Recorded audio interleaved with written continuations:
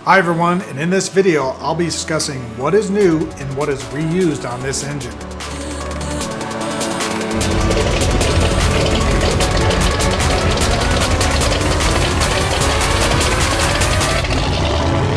Hi everyone, and welcome to the channel about building a kit car and other topics like building engines. And if you like what you see, please subscribe and hit the notification buttons below and share with others on social media. If you are new to the channel, then let me catch you up to speed. I bought an LQ4 LS iron block 6.0 liter engine to put in a factory 533 hot rod. And when figuring out what this engine needed, taking it to the machine shop, and buying parts, I always started out with, this is an extreme budget build. But the reality of it is, it's not really that much of a budget build.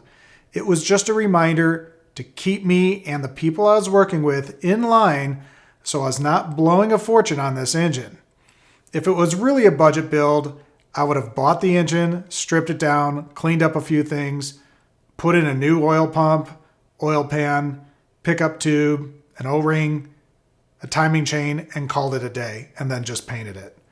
But I wanted to rebuild the full engine, pimp it out visually, and make it a modern spin on vintage, and put it through the machine shop for verification and peace of mind, and a learning experience since I'll probably do this again. And when that time comes down the road and I have forgotten the subtleties, I'll have to go, like you, and watch my own videos as my own refresher course.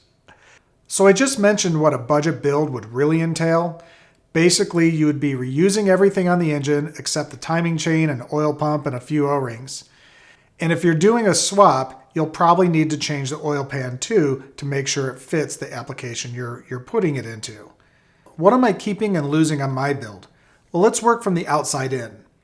I'm getting rid of the starter. I'm getting rid of the whole drive system, which includes the AC compressor, alternator, harmonic balancer, and all the extra mounting brackets. Now I'm replacing the intake, fuel rails, injectors, and the throttle body. And now this Vortec intake is a great intake, and you could use it to get up to 600 horsepower easily if you don't mind using an engine cover to cover it up, because it's pretty ugly.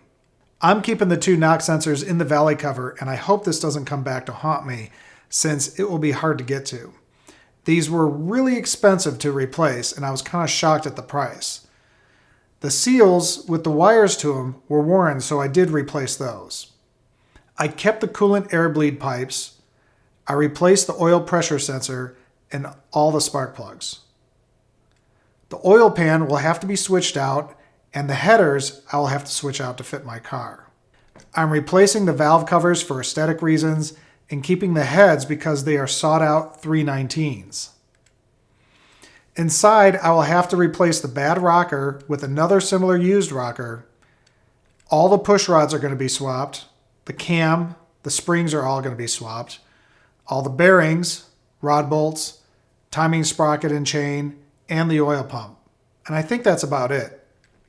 As with all builds, some of this is a must-have and some is just aesthetics or horsepower needed for your application.